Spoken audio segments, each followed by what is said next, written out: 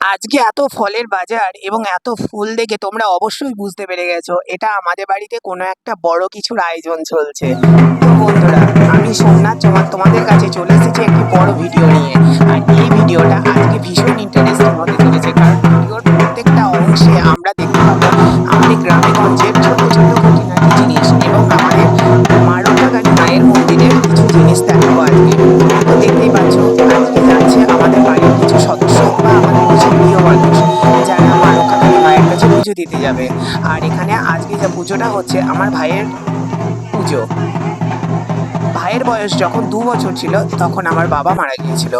আর তারপর থেকেই একের পর এক নানা রকম অশান্তি, ঝামেলা, বিপদ মানুষের জীবনে এসেই থাকে। আশা করি প্রত্যেকের জীবনেই এসে থাকবে এই ধরনের সময়টা। তবে সত্যি কথা বলতে 2000 সালের এদিক ওদিক সময়টা আমাদের জীবনে ছিল একটা বিরাট গুরুত্বপূর্ণ সময়, কারণ এই সময়ে চারিপাশের মানুষ আমাদেরকে কথা শোনাতে কখনো বিরত হয়নি। প্রত্যেক পদক্ষেপে আমাদেরকে নানা রকম সমস্যার মধ্যে পড়তে হয়েছিল। যাই হোক, ভগবানের আশীর্বাদ এবং মা রক্ষাকালী মায়ের অশেষ কৃপায় আজ আমরা এতটা দূর আসতে পেরেছি। এবং সব কিছু আমার ওই ওপরওয়ালা মানে আমার স্বয়ং মায়ের ইচ্ছেই হয়েছে। তাই আজকে আমাদের বাড়ির প্রত্যেকে সবাই মিলে এসেছি মা রক্ষাকালী মায়ের মন্দিরে। আর এখন দেখতে পাচ্ছ একধারে পুজো হচ্ছে, আর পুজো হবে বলেই আজকে চারিপাশে সবাই মা রক্ষাকালী মন্দিরটা চত্বর লাগাচ্ছে। আর এটা স্বাভাবিক, আমাদের গ্রামে যে সকল মানুষরা পুজো দিতে আসে তাদের প্রত্যেক ক্ষেত্রেই এটা হয়ে থাকে। আর আমরা সকলেই পুজো দিতে আসলে এইরকম করি।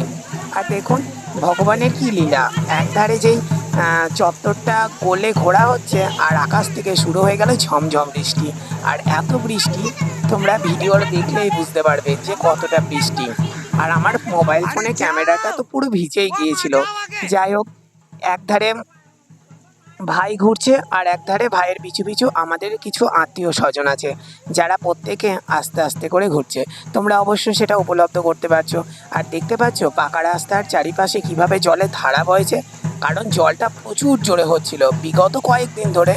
এত বৃষ্টি বলে বোঝানো যাবে না। আর তার কয়েকদিন আগে প্রচণ্ড গরম ছিল। আর এই গরমের মধ্যে মানুষ পুরো বিভ্রান্ত হয়ে গিয়েছিল, কারণ মানুষ গরমকে কিছুতে সহ্য করতে পারছে না। দেখতে পাচ্ছ বন্ধুরা, ধুনুচির ধোঁয়া কত সুন্দরভাবে প্রকৃতির সাথে মিশে যাচ্ছে। আর সত্যি কথা বলতে ধূপের গন্ধ, ধুনুচির গন্ধ, এগুলোই তো আমাদের সংস্কৃতিকে কাছে টেনে আনে, তাই না বন্ধুরা? আর এইদিকে দেখো দিদার পিসি কেমন দ্বারা ছুটছে, কারণ ওরা পুরো ভিজে গিয়েছে একবারে। যেহেতু চোখে চশমা ছিল, চশমাটা ভিজে গেলে চোখের নানা রকম সমস্যা তো হতে পারে, তো তার জন্য তাড়াতাড়ি করে চলে আসলো। কিন্তু দেখো, সেই বলে না ভক্তির প্রতি বিশ্বাস, আর সেই বিশ্বাসটা নিয়েই আমাদের প্রত্যেক মানুষ একের পর এক এগিয়ে আসছে। যাই হোক, অবশেষে একের পর এক 9বার ঘোরা যখন পুরোপুরি কমপ্লিট হয়ে গেল, মানে সম্পূর্ণ হয়ে গেল, তখন একে একে প্রত্যেকে মন্দিরের ভিতরে প্রবেশ করছে। দেখো বন্ধুরা, কত সুন্দরভাবে ধীরে ধীরে যাচ্ছে সবাই। আর ওইদিকে ঢাকের ঘন্ট বাজছে। সত্যি কোথাও যেন মনে হচ্ছে দুর্গার আগমন ঘটে গেছে, তাই না বন্ধুরা? তো অবশ্য ভাদ্র মাসে কয়েকদিন হয়েই গেল, হাতে আর কয়েকটা দিন, তারপর আমরা সবাই মেতে যাব দুর্গা পুজো। অবশ্য তার আগে আরও অনেক পুজো রয়েছে, যেমন মনসা পুজো রয়েছে, বিশ্বকর্মা পুজো রয়েছে, লক্ষ্মী পুজো রয়েছে। যাই হোক, আমাদের প্রত্যেকের জীবনে পুজো সত্যি বাঙালিদের কাছে একটা সেরাই জিনিস, তাই না বন্ধুরা? সত্যি কথা বলতে আমাদের তো 12 মাসে 13 পার্বণ।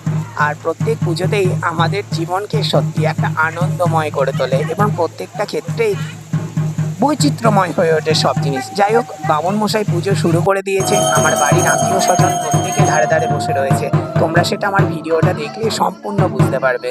তো তোমাদের সবাইকে অসংখ্য ধন্যবাদ যারা আমার প্রত্যেকটা ভিডিও এত সুন্দরভাবে দেখো, এবং শেষ পর্যন্ত দেখার জন্য সবাইকে অনেক অনেক শুভেচ্ছা ও অভিনন্দন, এবং আমার মনের ভিতর থেকে অনেক অনেক ভালোবাসা।